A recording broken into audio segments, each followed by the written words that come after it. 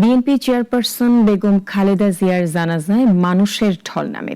যেন তিল ধারণের ঠাঁই ছিল না মানিক মিয়া এভিনিউয়ে। লোকে লোকারণ্য হয়ে ওঠে আশেপাশের এলাকা।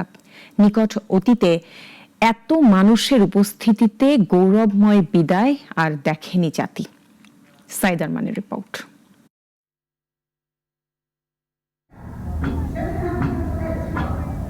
সকাল থেকে মানুষের গন্তব্য হতে থাকে জাতীয় সংসদ এলাকা। বেলা বাড়ার সঙ্গে সঙ্গে বাড়তে থাকে মানুষের উপস্থিতি। সবার উদ্দেশ্য বিএনপির চেয়ারপারসন, যিনি আপসী নেত্রী হিসেবে পরিচিত, তার জানাজায় অংশ নেয় এবং দোয়া করা। এক পর্যায়ে পুরো এলাকায় যেন তিল ধারণের ঠাঁই থাকে না। এত বিপুল মানুষের উপস্থিতিতে জানাজা অনেকেই দেখেনি এর আগে। পুরো সংসদ ভবন এলাকা মানুষের ঢল নামে, লোকে লোকারণ্য হয়ে ওঠে।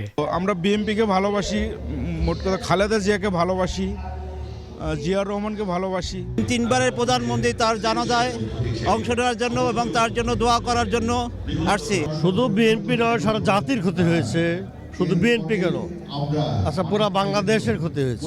মানুষের সমাগম ছাড়িয়ে যায় বিজয় সরণি, ফার্মগেট, খামারবাড়ি সহ আশেপাশের এলাকায়। ওইদিকে মিরপুর সড়ক দিয়েও বিপুল মানুষ আসে প্রিয় নেত্রীকে শেষ বিদায় জানাতে। কারো হাতে জাতীয় পতাকা, কারো হাতে কালো। ওনার মৃত্যুতে আমাদের পুরো বাংলাদেশের আপামর জনসাধারণ যেভাবে একটা মা হারিয়েছে, আমরা অভিভাবক হারিয়েছি।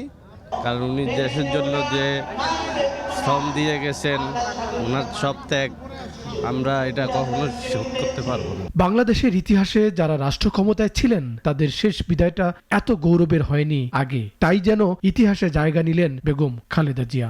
জীবনের পরম সত্য মেনে নিয়ে বিদায় নিলেন বিএনপি চেয়ারপারসন বেগম খালেদা জিয়া। তার এই বিদায় মহাকালের বিদায়, একটি অধ্যায়ের সমাপ্তি। বিএনপি চেয়ারপারসন একটি কথা বিশ্বাস করতেন, এই দেশবাসী তার স্বজন। তার উপর নির্যাতন হয়েছে, মামলা হয়েছে, প্রতিহিংসা রাজনীতির শিকার হয়েছেন।